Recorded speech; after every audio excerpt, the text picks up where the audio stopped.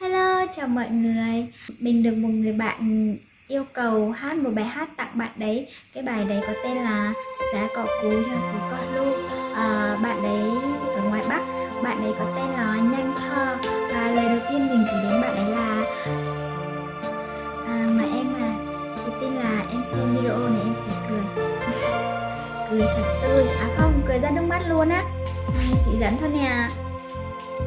Vậy nha, chị chúc em vui vẻ và được nhiều người yêu thương, và đặc biệt là sẽ tìm được một nửa kia của đời mình. Các bạn ơi, nhớ đăng ký cho bạn Nhanh Thơ và cảm mình nữa nha. Xin cảm ơn rất nhiều. Sa có cú yo tu có lu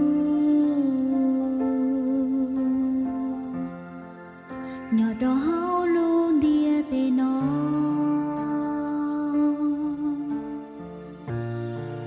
sa có cú yo tu còn yo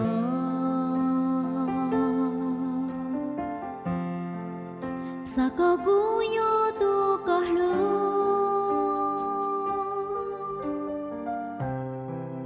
sa có cú yo tu có to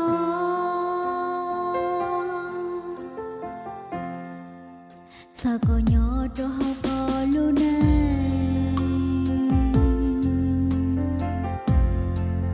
cụ y lên tia yo tu ta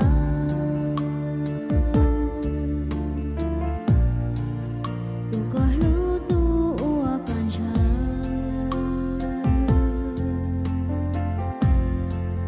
tu ua có nia mò màu su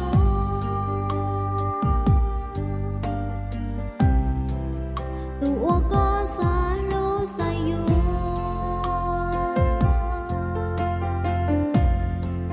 sa có hao nia te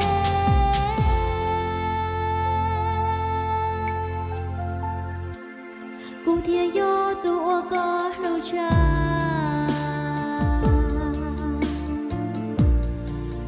thia yo tu ua con bầu su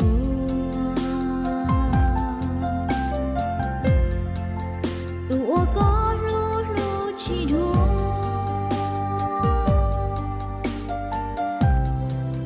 tu ua có yo yo ua lu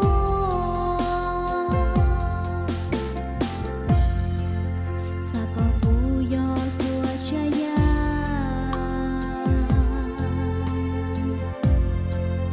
ua con cha